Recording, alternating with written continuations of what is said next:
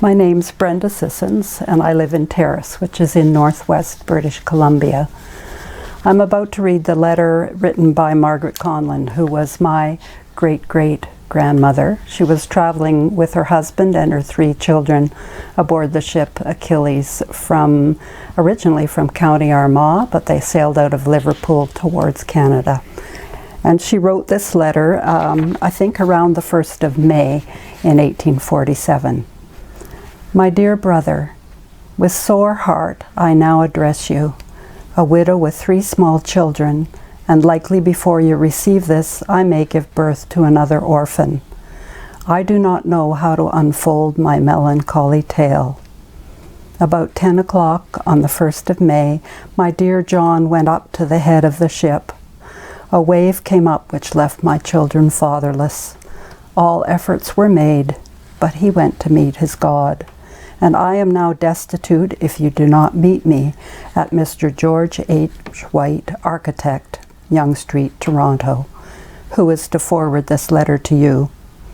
I do not intend stopping any place until I reach Toronto, and if you meet me there, neither I nor the children will be any burden on you.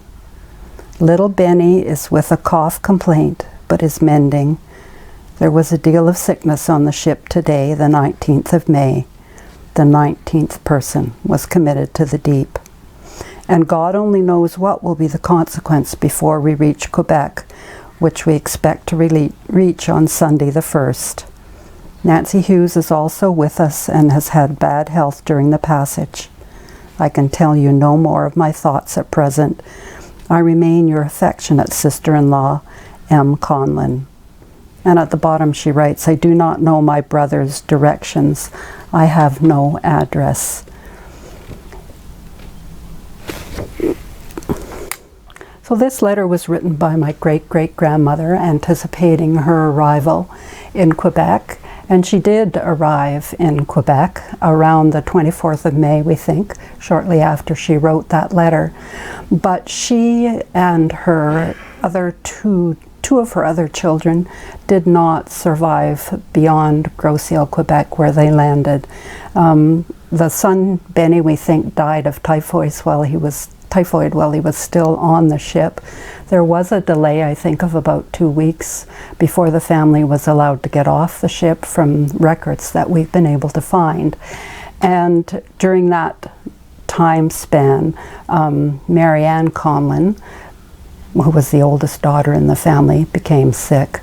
The mother, I think, was admitted to the hospital to give birth, but either died in childbirth or she and the newborn baby died of typhoid very shortly after, which left only one little 5-year-old girl of the original family of 5, soon to become 6, who had left Ireland in May or April of 1847.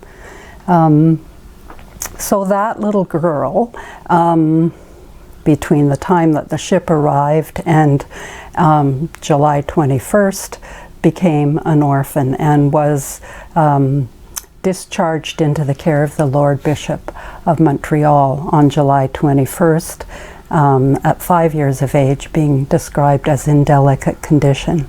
That's the last record that we have of her until family history picks up the story and tells us that she was raised by a family called Mulholland in Hamilton and grew up with the Mulholland family and eventually at the age of 26 married Hiram DeWitt and became my great-grandmother, that little girl. So she and Hiram had 5 children altogether, 4 daughters and 1 son, and one of those daughters became my grandmother, Samina Rose DeWitt. And then one of her daughters, of course, became my mother. So that's what I know of my mother line. And I think what I find so poignant about this story is that little 5-year-old girl the daughter of the woman who wrote this letter, is the beginning of my mother line in this country. And she was a little girl who had not only left the country that she knew and was raised in so far, but had lost her whole family, and yet somehow survived and grew up and became a mother herself, and is my ancestor, whom I don't know very much about, but I'm looking forward to learning more about, because she was obviously a survivor.